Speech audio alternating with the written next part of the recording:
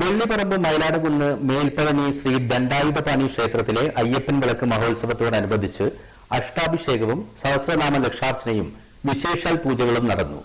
ശുഭപുരം ശ്രീ ദക്ഷിണാമൂർത്തി ക്ഷേത്രം തന്ത്രി ബ്രഹ്മശ്രീ കാലടി പടിഞ്ഞാറടത്ത് മനക്കൽ ശങ്കരൻ ഉണ്ണി നമ്പൂതിരിപ്പാട് മുഖ്യ കാർമ്മികത്വം വഹിച്ചു. ഈ മാസം 27-നാണ് അയ്യപ്പൻ വിളക്ക് ഉത്സവം. കേരളത്തിലെ പ്രശസ്തമായ സുബ്രഹ്മണ്യ ക്ഷേത്രങ്ങളിലൊന്നായ കോഴിക്കോട് വെള്ളിപ്പറമ്പിലെ മയിലാടുകുന്ന് ശ്രീ ജ്ഞാനദണ്ഡായുധപാണി ക്ഷേത്രത്തിൽ അയ്യപ്പൻ വിളക്ക് മഹോത്സവത്തോടനുബന്ധിച്ച് അയ്യപ്പസ്വാമിക്ക് അഷ്ടാഭിഷേകവും സഹസ്രനാമ ലക്ഷാർച്ചനയും നടന്നു.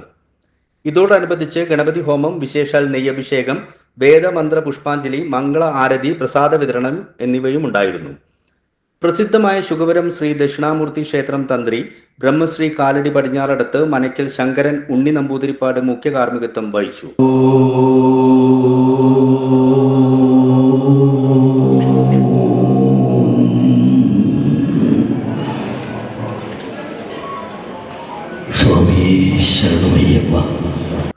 ആയിരങ്ങളാണ് പരിപാടിയിൽ പങ്കെടുക്കാനെത്തിയത്.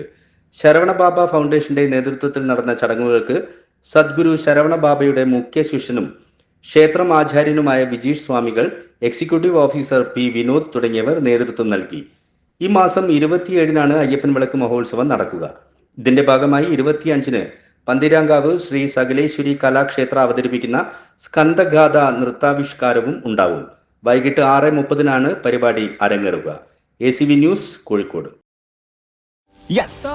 Oxygen year-end sale. Only at Oxygen, the digital expert.